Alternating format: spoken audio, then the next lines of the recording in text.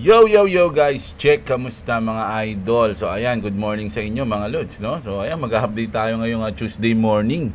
Gravities ang mga news natin. So nakakalap tayo ng mga interesting at controversial news ngayong araw, no? Sino mga nakapanood ng video natin last night, mga lodi? Alas umaga na ata, alas 12 na ata. Gabi na ako nakapag-update kahapon mga lods no? So ayan panoorin niyo yan mga lods sa mga hindi pa nakakapanood. So ngayon, mag-update tayo ngayong umaga. Ito ang ating crypto bubble, no? Medyo nakaka-recover kasi sa day, medyo red to Ayan, no? Although merong mga positive, tulad ng XDC, Bonk, no? Ayan, pero karamihan negative. Pengu, Floki, ito yung mga nagpump naman last 24 hours. Itong tatlo na to, ayan, isa yun sa mga nagpa-pump. So, pero ngayong hour, ayan na. Nakaka-recover na ulit, mga lods, no? So, grabe. Medyo hindi na tayo nakakita nung isang linggong pula. Dati ganun isang linggong pula, no? Tapos isang linggong puro malalim, wala man lang nakaka-recover. So ngayon, mag-drop man medyo nakaka-recover din agad, mga idol. So napakalupit nun, mga loads, no? So ayan. Grabe yung news natin ngayon. Bago tayo mag-start, mga idol, palike muna ng ating video. Syempre, tanda rin nyo ng like ang ating video, mga loads. At syempre sa mga gusto ng ganitong content, everyday news, no?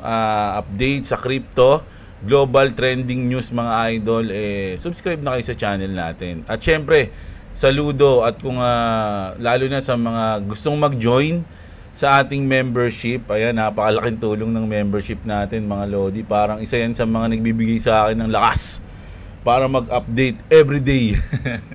No? Salamat, lalong-lalo na sa mga nag-member sa atin. No, kanina meron na naman, o kagabi ba yan? Basta meron ulit, nadagdagan tayo ng nag-member. Maraming salamat, saludo sa inyong lahat, mga idol, yung mga nasa, mga Patreons natin dyan, panis, Patreons. Diba? So, ayan mahal ko kayong lahat, mga lods, no? So, ayan mag-uumpisa na tayo ng ating news, mga lodi, no? Siyempre, kung gusto nyo mag-join, andyan lang yan, katabi ng subscribe, mga lods, no? Join lang kayo sa atin kung gusto nyo sumuporta. Maraming salamat sa inyo.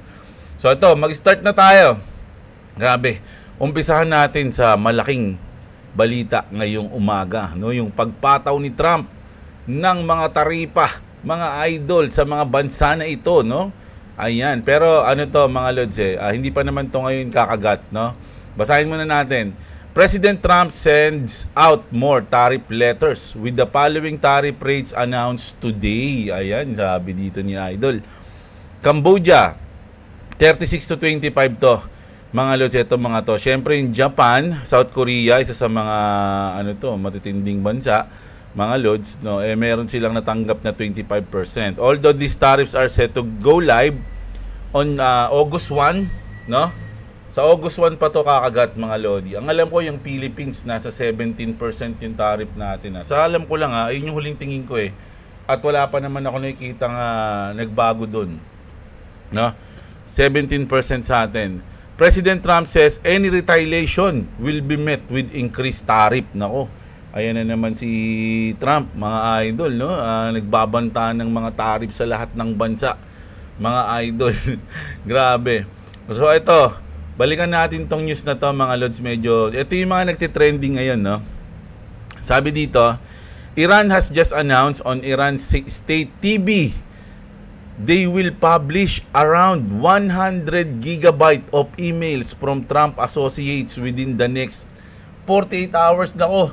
So aabangan natin to, mga idol. O follow na kita para maabangan natin sa kalinganan. So yung mga na nakuha nilang email to, mga lods Di natin alam kung ano yung mga email na yan.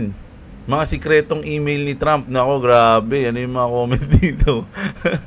Nako, si Epstein, grabe yan may issue tayo sa Epstein, mga lods Grabe, yun yung controversial nating balita Pero within 48 hours, sabi nila, ilalabas nila yung mga nahack nilang 100 gigabytes na email ni Trump at yung mga associate ni Trump, mga lods, no?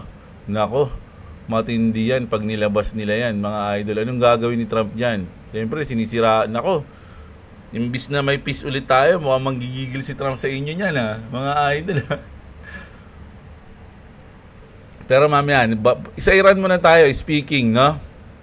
Sabi dito, basahin ko na lang, which is Ayun lang naman yung sinabi dito mga lods, no? We have never been after a nuclear bomb. Ayun yung sabi ng Iran President. Tinanong kasi siya ni Tucker Carlson, no? Would you be willing to give up the nuclear program in exchange for peace? Sabi ng President ng Iran, I would like to tell you what has happened. No, bago mo ko papiliin. Sabi niya, it was Netanyahu. Since 1984, he has created this false mentally that Iran seeks a nuclear bomb, no? Parang si Netanyahu daw yung nagpakalat na gumagawa kami ng nuclear bomb, parang ganun, no? It has insinuated that Iran is trying to develop a nuclear bomb in the past, and it has put it in the minds of every US president since then. No, simula nung pinakalat daw ni Netanyahu yun, mga idol, ayun na yung tumatak sa isipan ng mga naging presidente ng US, no? But the truth is that we have never been after developing a nuclear bomb, not in the past, not in the presently, or in the future. No, wala kaming balak, sabi niyang ganun, no? Si Netanyahu lang nagsasabi niyan para girahin kami, parang sabi niya. This is wrong. And this is a contrast to the religious decree on the fatwa issued by His Eminence, the Supreme Leader of the Islamic Republic of Iran. It is religiously forbidden for us to go after a nuclear bomb. So ayun mga lods, no, dinidiin niya na wala kami, Brad, huwag nyo kaming pagbintangan, no? This was always corroborated thanks to our cooperating with IAEA o IAEA, because they were always there to verify this, no? So buti may kampi daw sila. But unfortunately, this cooperation was disturbed by the unlawful attacks against our nuclear facilities, no? So sinasabi nila wala raw silang ginagawang nuclear. Pero ba't sila may nuclear facilities? Ang gulo Ang gulo nun, idol Pero ayun yung sinasabi nila, no, na Netanyahu lang daw talaga yung nagpakalat na merong nuclear di ba, na ginagawa sila, nuclear program. Pero wala naman daw. Simula nang pinauso daw yun ni Netanyahu, talagang tumatak na sa isipan ng mga presidente ng US yun na, oy, merong ginagawang nuclear program yan So atakihin natin yan, ganyan-ganyan. Pero sinabi nila na wala kaming ginagawa, no? Bati nga kami ng IAEA, kaya lang kasi natake yung nuclear facilities namin. Wala sila, tapos mayroon sila nuclear facilities, no? Ang gulo rin, no? So, di ba? Sabi ko sa inyo, matindi mga news natin, maguguluhan kayo, mga idol, Ito pa yung isa. So, kasi kinlose na, mga lodi, yung kaso. US government officially closed Jeffrey Epstein case and has no plans to release any additional documents. So kinlose na, no? So marami ritong nagtaka, mga idol, no? Isipin niyo mga idol, ito nag-interview pa nga dito yung yung spokesperson Kumbaga dito sa atin si Claire Castro. Sabi dito ni Dosi, ito ata yun mga lods, no? So what happened to the Epstein client list that Attorney General said she had on her desk? Kasi sinabi yun mga lodi na dito, meron akong mga lista ko dito. Sabi dito ni Attorney Claire, si Levitt, I think if you go back and look at what the Attorney General said, sabi ni Dosi, I've got the quotes. Sabi niya, she said, it's sitting on my desk right now to review. Ayun daw, no? Pero mga lodi, parang pakinggan nyo na, para malaman nyo yung sagot ng spokesperson. Parang ang gulo Parang iniwas niya ron sa may question yung sinabi niyo, tanong mga idol The FBI looks at the circumstances surrounding the death of Jeffrey Epstein. According to the report, this systematic review revealed no incriminating client list.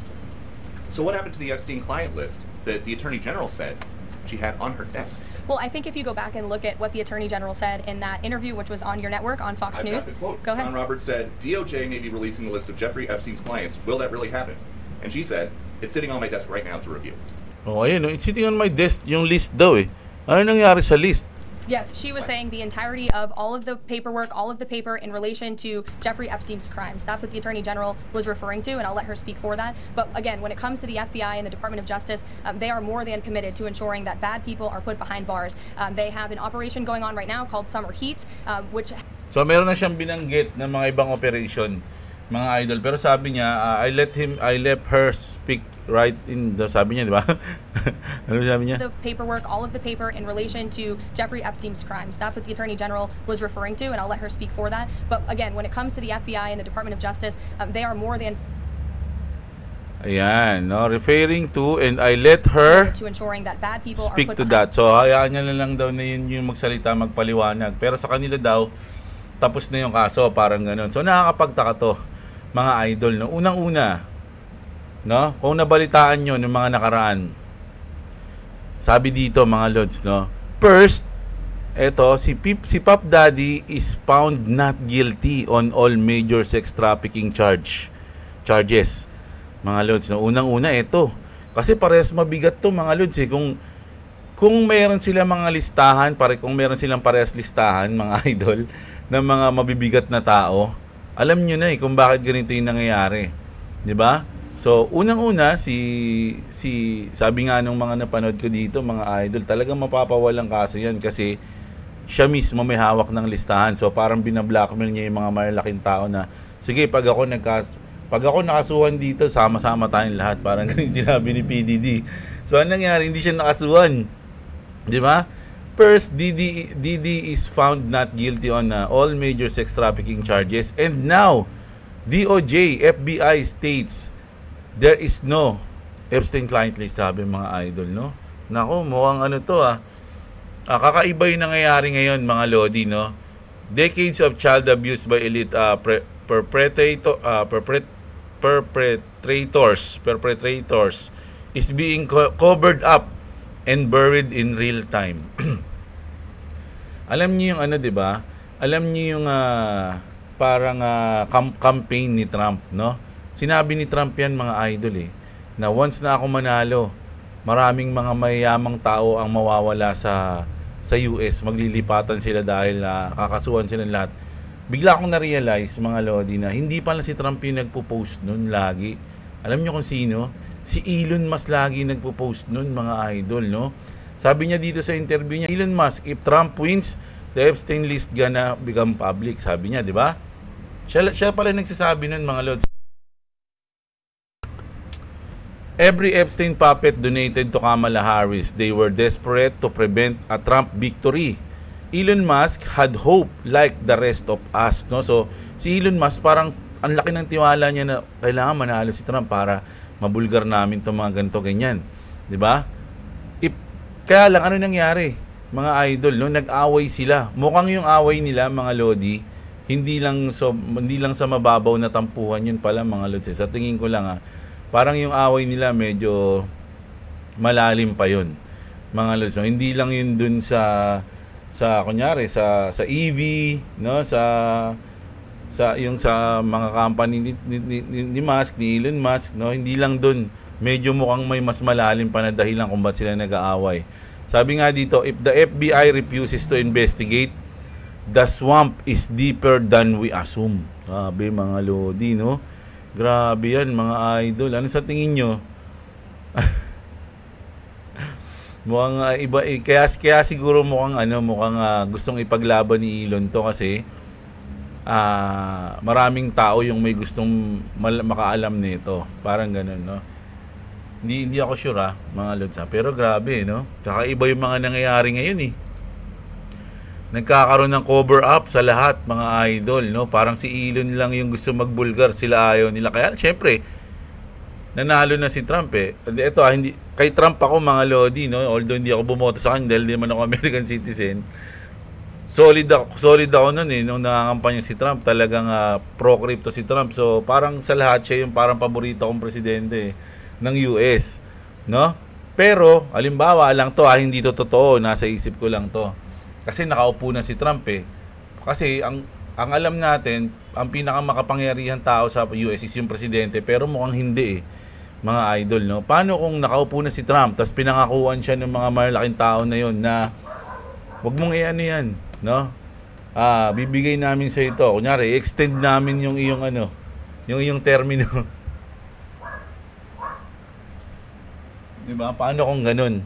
Pinangakuan siya. O kung ano man yung pinangako kay Trump, no? Basta ang kondisyon, hindi ilabas yung mga listahan kasi syempre masira sila dun, mga idol eh. 'Di ba? At susunod lang sa kanila si Trump. Si Elon hindi naman siya nag-sign up para dun eh. Mga lods eh, may sariling galaw to si Elon eh. Meron siyang sariling plano.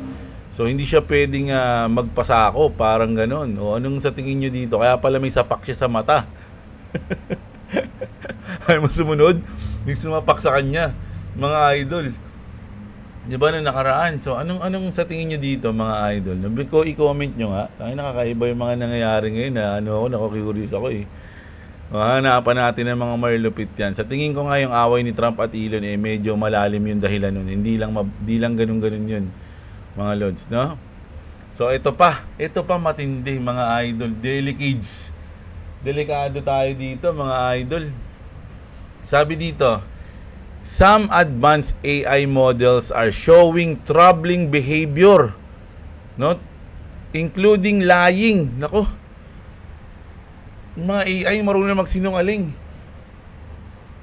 Lying, scheming, and making threats. Researchers reportedly found this system can act deceptively in one case. Anthropic Claude 4 allegedly threatened to expose an engineering affairs. Another model from OpenAI called O1 reportedly tried to secretly copy itself to external server and later denied the action. Eto, mga lods, nakakabahala to, mga idol, no? Isipin nyo yung mga AI, pwede sila magsinungaling. Pwede sila mang-scam tayo. Kung pwede mang-scam yung mga AI, mas magaling pa sa mga scammer yan, mga lods, kasi syempre alam nila lahat eh. 'Di ba? Nakakatakot to, mga lods, no? Tas ito maganda, sabi dito, may nagtanong si Mike. Sabi niya, "Grok, can you do this?" Sabi ngayon ni Grok, "No. I'm designed by XAI to be truthful and helpful." Kaya lang nung sinabi to ni Grok, sabi niya, "No, I designed by XAI to be truthful and helpful." Tas yung mukha ni Grok naggaganito.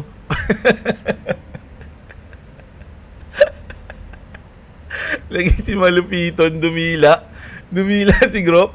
Sabi niya, pagkasabi niya ng hindi siya nagsisinungaling. Di ako nagsisinungaling, truthful lang ako and helpful. Sabay dumila si Grok. Not deceptive reports of models like Claude 4 scheming or 01 or O1 lying highlights AI risk. But I stick to facts and ethics. What aspect concern you? Ayan, mga lods, grabe to. Imagine, mga idol, no, na pwedeng gawin ng AI yun, no? Magsinungaling, mang-scam, gumawa ng threats, 'di ba? Tatakutin ka, nakakatakot 'yun. Kasi syempre AI yung magtatakot sa iyo, parang lahat ng binibitaw ng AI facts eh. Pero yung pala niloko ka lang, 'di ba? Tapos pag tinanong mo, nagsisinungaling ka ba? Hindi, tapos hindi lang. Naisip ko agad si Malupito. Naisip ko nagsisinungaling si Grok eh. Mga idol eh. Paano natin ngayon malalaman kung nagsasabi ng totoo si Grok? Ayun ang tanong dun, mga lods, no? How can we know na hindi nagsisinungaling yung mga AI? No? Mga idol, paano yun? Kasi pwede na talagang ibahin yun eh. Kung sakali lang eh. Kung merong, syempre yung gumawa sa kanila, merong ipupush na agenda. O pag may nagtanong ng ganito, pag may nagtanong ng ganyan, ito yung isasagot nyo, nakaprogram na yun. 'Di ba? Nakakatakot to, mga idol. Sabi sa inyo eh. Masyadong ngayon yung news natin eh, controversial and fearful. Scary. Scary. Mga idol, ano masabi nyo dyan? Ang dami nyo pwede i-comment na. Ito naman. Balik tayo. Sabi kasi dito, mga idol, sabi, Russia Dmitry Medvedev praises BRICS kasi nga raw, BRICS is gaining authority. Trump announced that an additional 10% tariff would be imposed on any country that support BRICS policy. So we're doing everything right. So kumbaga kampi si Dimitri, no, sa BRICS kasi nga hindi sila natatakot o something na hindi sila nagpapasindak kay Trump. Sabi nga dito ni Brazilian President Lula, slams President Trump for threatening BRICS with tariffs. Sabi niya, it's not responsible or serious. It is not responsible or serious for him to be threatening the world on the internet. Di ba? Kumbaga, ba't tinatakot mo kami sa mga post mo? We are a sovereign nation. If we think he can impose tariffs, we can too. O, di ba? Parang ganun. Kung inaano niya kami dyan sa mga ganyan, hindi kami din, gaganti kami. Parang ganun. So, dun parang sumang-ayon si Dimitri Medvedev. Di ba? Parang, oy, ayos siya na, idol Sabi nga ganun. Di ba? Grabe yung mga nangyayari ngayon mga lods. So magi-crypto news na tayo. Talaga siya, nangaba ng trending news natin. So crypto news tayo bago ang lahat mga idol, no? Sa mga wala pang crypto exchange dyan, nandyan, check nyo yung link natin dyan sa description mga lods, no? Pwede kayong magbodega dyan, bumili, mag-trade, no? Bahala kayo, kayong bahala sa buhay nyo mga lods, no? Pero kung wala pa kayong crypto exchange, ayan, no? Andyan yung link natin. Trip nyo yan, swerte yan mga idol, no? Billionaire Jack Dorsey just launched BitChat. Kilala niyo ba si Jack Dorsey, mga idol? Si Jack Dorsey yung developers ng Twitter. Saka bago bili ni Trump, ni Elon, no? Siya yung nag-develop ng Twitter. Billionaire Jack Dorsey just launched BitChat, a new Bluetooth-based messaging app. Eto mga lodi, pwede kang mag-message sa BitChat kahit walang Wi-Fi, walang cellphone service. Truly end-to-end encrypted mga loads, no? So pwede kayo magpadala ng mga message kahit walang internet. 'Di ba?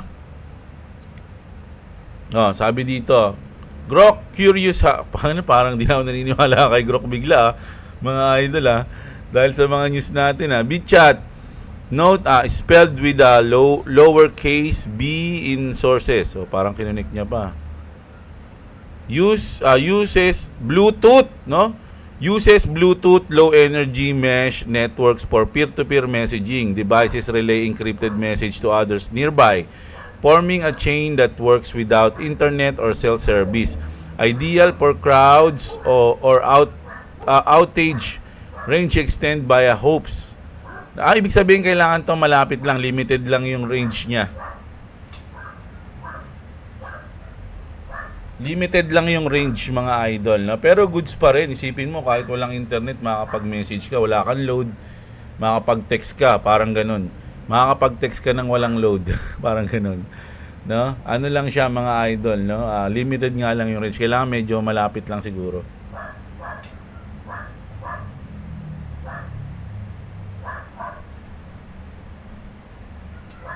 Siguro hindi naman sobrang lapit, no? Ayan, so yun yung si Jack Dorsey mga idol, no? At ito, sabi kasi ng Binance dito mga lods, nag-post sila, what's a party without Bitcoin? So sabi siyempre nag-reply yung America Party, yung party ni Trump. What's party without Bitcoin? Sabi niya, may question mark. Not a real one. Sound money, decentralized power, and financial freedom. Bitcoin belongs at the heart of any party that stands for the people. America Party supports it, no? So ayan, parang kumbaga nagiging bullish sila sa Bitcoin or sa crypto mga lods. Ito Holy Mother, sabi mga lods, no? Up to 1.74 billion. Kanina to mga lods, no? XRP 1.5 billion in net inflows mga lods sa Upbit, mga idol. So ano to sa South Korea, mga lods, no, na parang crypto exchange, grabe yung trading volume dun ng XRP, mga lods, no? So ayan yun, sinabi niyan. Ripple Brad Garlinghouse to testify before Senate in crypto legislation. So ito yan mga idol, no? I'm honored, sabi niya, to be invited to testify in front of the Senate Banking Committee this Wednesday on the need for passing crypto market structure legislation. Thank you to, ganyan, may pinasalimatan siya, Chairman something. As leader of the subcommittee for digital asset, your leadership both, ayan, parang inano niya, pinuri niya, Constructive crypto market structure legislation in the US is imperative in bringing about a new era of innovation and financial opportunity while protecting consumers. So dito mga idol, isipin mo naimbitahan ka, no, para mag-testify sa Senate para sa crypto legislation, 'di ba? Sobrang angas nun mga lodi. Ba't ikaw? 'Di ba? Marami namang mga ibang developers pero bakit si Brad Garlinghouse, no? Grabe 'yun mga lodi. Ano kayang meron, 'di ba? Sabi dito ni idol nating si 24 Hours Crypto, Brad, your voice and insight will be crucial in helping policymakers see the bigger picture. Wishing you a powerful and impactful testimony. Let's make sure the next era of finance is built on clarity, fairness, and real utility. Lock in and salute onwards. Nako, sobrang tindi nito mga lodi para sa Ripple Tahol kasi ng tahol, may tao sa labas Pero tapusin natin to. So, ang tindi. Mga idol, no? Sobrang lupit.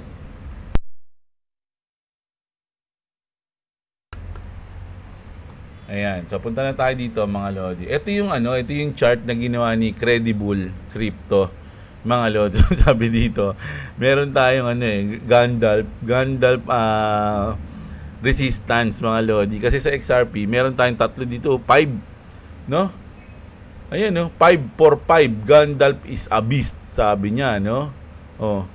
Pero, ang sabi dito, Crypto Insight, what happens when Gandalf gets defeated but then comes back as Gandalf the White? Nako.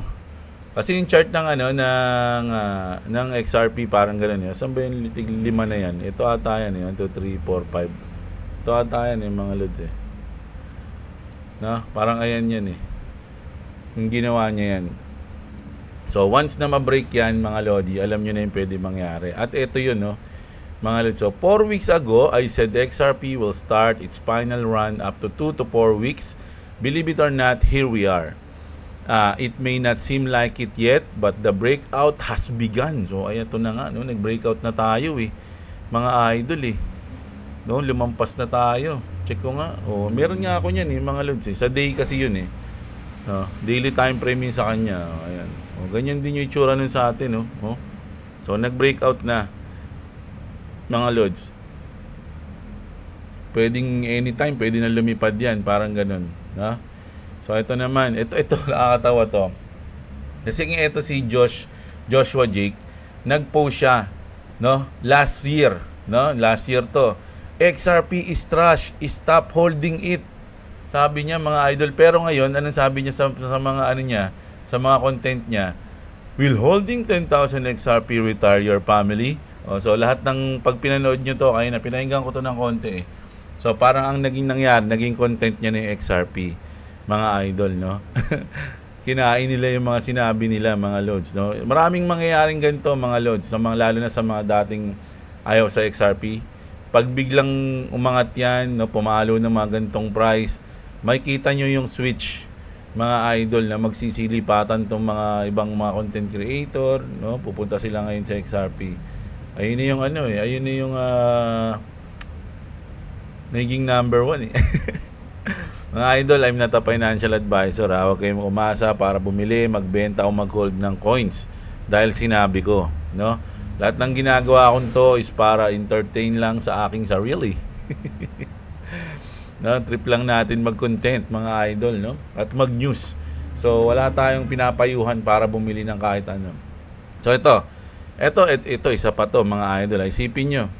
Global payments are broken. Sino may sabi? Si Elliot Johnson. Sino siya? Bitcoin Treasury CEO. Diba? Says XRP is the fix. Past, borderless, and future ready. Pakinggan yung sinabi niya rito. Bilisan ko lang konti.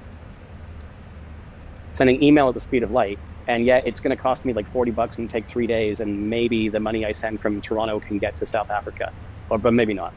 And then I have to go chase after it. Like, it's ridiculous. And so XRP is just, you just tell that story, and then you say, oh, but there's also this protocol, and it's called XRP, and it's a cryptocurrency, and it's built for seamless instant payments. And as every country kind of comes onto the network and has a liquid local market, you can send on one, receive on the other, and then people are like, okay, I kind of get why you want that. It's like Western Union, except that it's not, doesn't cost me an arm and a leg. And it's like, that's right. And so it's all part of the same story.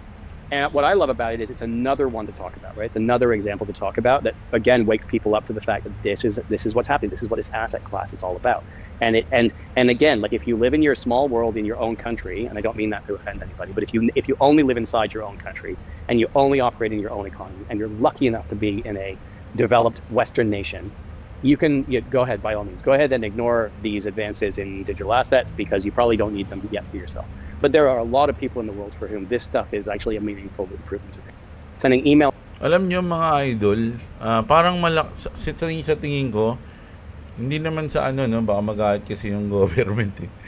Pero kung alam ng mga OFW, tapos pamilya ng OFW yung crypto, ang bilis lang ng transaction mga idol, kahit di ka na mag-western o kung ano man yung mga something na ano, 'di ba? Money transferring something.